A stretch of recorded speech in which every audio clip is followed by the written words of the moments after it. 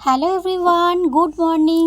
সকালবেলা সমস্ত বাসি কাজকর্ম করে আদা দিয়ে একটু চায়ের জল বসিয়েছি, ওটা ভালো করে ফুটতে থাক। গতকাল রাত্রিবেলা বেশ অনেকগুলো জামা প্যান্ট কেচেছিলাম, সেইগুলোকে জল ঝরাতে দিয়ে রেখে দিয়েছিলাম। রাত্রিবেলা তো আর জামা প্যান্ট মেলবো না, সেই কারণেই সকালে দেখছি বেশ ভালো রোদ দিয়েছে, তাই ভাবলাম জামা প্যান্টগুলো আগে মেলে দিই। শীতের রোদ তাড়াতাড়ি তো চলে যাবে, তবে সকালবেলা খুব কড়া কিন্তু ভালো রোদ দিচ্ছে। একটু তাড়াতাড়ি যদি জামা প্যান্টগুলো মেলে দেওয়া যায় তাহলে কিন্তু দুপুরের মধ্যে সব কিছু ভালোভাবে শুকিয়ে যায়।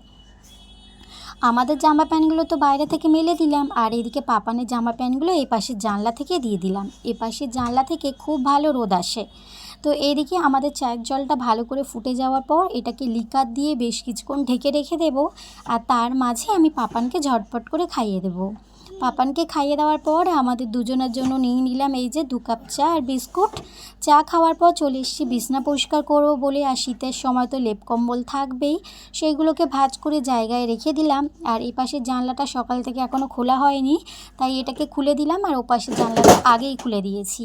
তারপর বিছনা মাদুর ঝেড়ে নিলাম, এখন ওই পাপানকে ওপরে খেলতে দেবো সেই কারণে।